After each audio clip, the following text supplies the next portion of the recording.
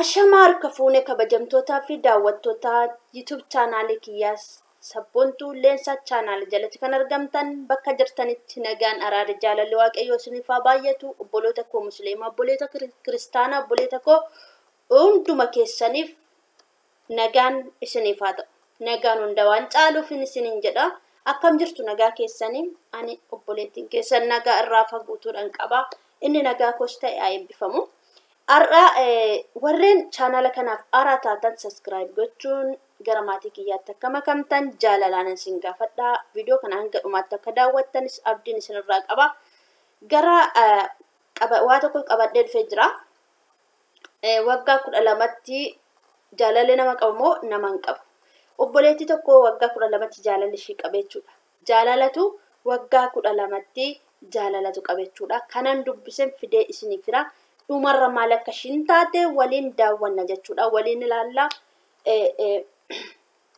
Anis iddoo kanatti waan hubachuu qabdan waanuma nufi kooti dubbisanii fidee isiniif hira waanta ta'eef jaalalleen dhugaa isa kamii, jaalalleen sobaa isa kamii, jaalalleen foon isa kamii, jaalalleen afur hunduma caalatis jaallatu isa kamii.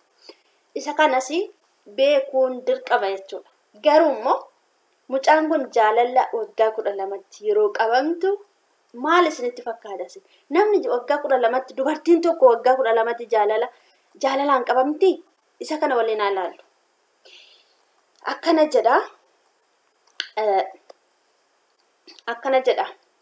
Waggaa 12tti jaalalli na qabe jedha. Waggaa 12tti jaalalli na qabe. Dubartii tokko akkamii waggaa 12tti jaalalli ishee qaba ta'a?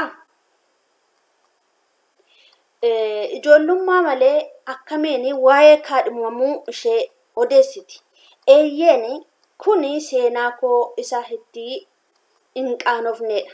Nan yaadadha haadha koo utuun ishee hin quufiin yeroo isheen dhabe. Otoo isheen hin quufiin yeroo isheen dhabe. Ji'a booda dhaladhee ji'a booda gana waggaa 12 kootti utuun heeguu wanti hin yaadamne kuni uumame. Jalqaba jaalalli akkasii natti dhaga'ame.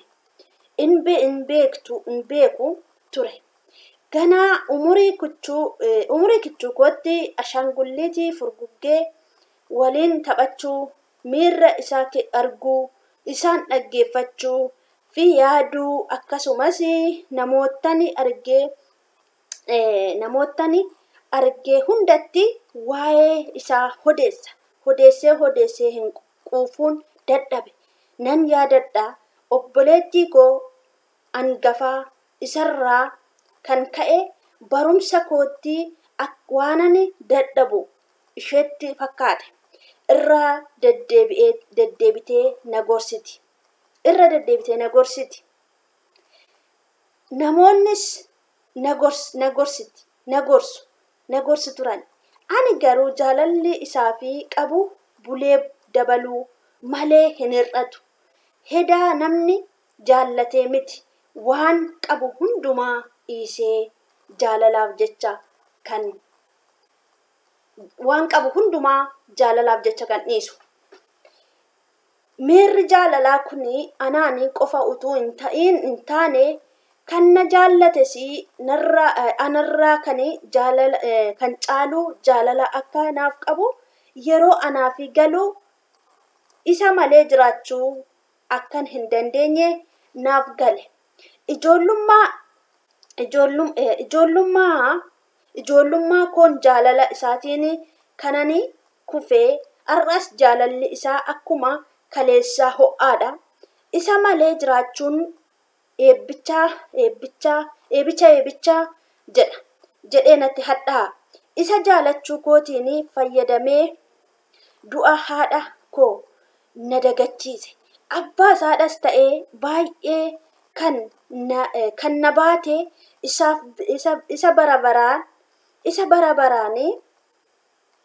abbaas haadhas ta'ee isa bara baraan kan ammoo isinin ibsu ganaattan dhufa jechuudha. Abbaas Dubartii tokko akkamiin jaalalli qaba ijoollee? Meesa kana natti himaa. Dubartii tokko jaalalli hin qabattanii yaaddu? Waggaa 12tti. Waggaa 12 jechuun daa'ima caqilaadha. Daa'ima xiqqoo. Waggaa 12tti jaalalli isin qabee beekaa mee natti himaa kana. Ittaan fuufasaa rakkoo hin qabu. Dhuma isaarra maal akka ta'u isinitti himachuudha.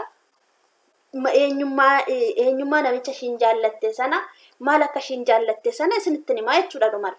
Garuu waggaa 12 keessatti jaalalli isin qabee beekaa isiniin moo waggaa meeqatti jaalalli isin qabe? Anas akkasuma garuu waggaa 12tti na qabee jira jechuudha.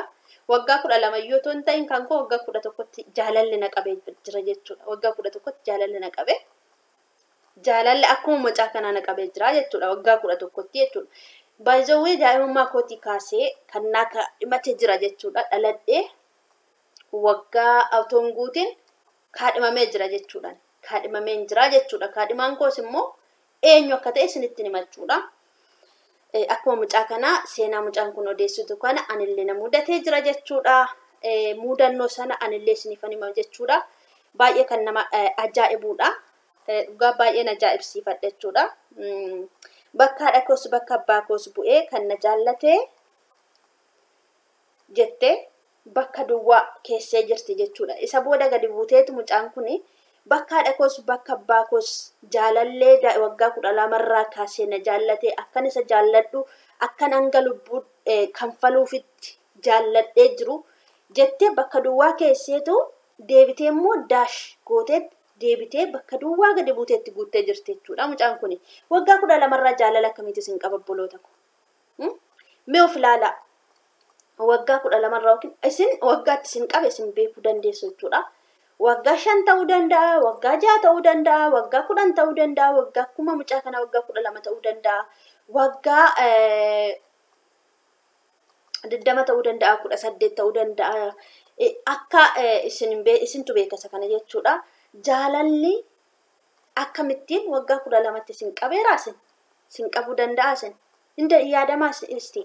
Yaadamaa garuu Yusuf nugumaan isiniin jechaa jira. Waggaa 12tti jaalalli yaadamaa meenatti maasa kana.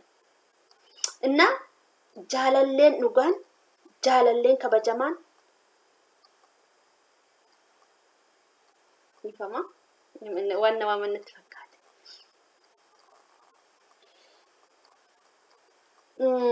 Itti fufaa iddoon dhaabetti jechuudha.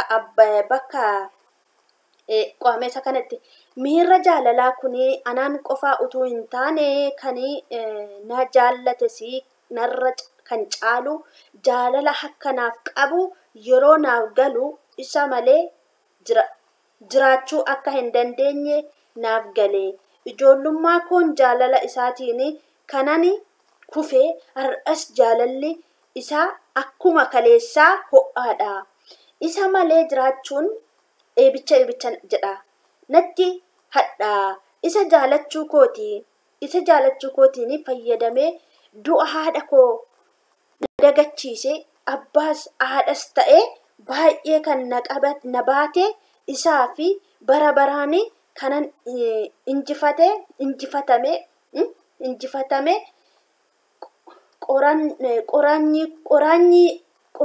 qaraaniyoo irratti ifamarran deebi'a. Obboloota koo dhugaa anaaf jechuudha. Baay'ee tokko na ajaa'ibsiise jechuudha. Baay'ee na ajaa'ibsiifadha jechuudha. Akkamitti isinitti mul'ata?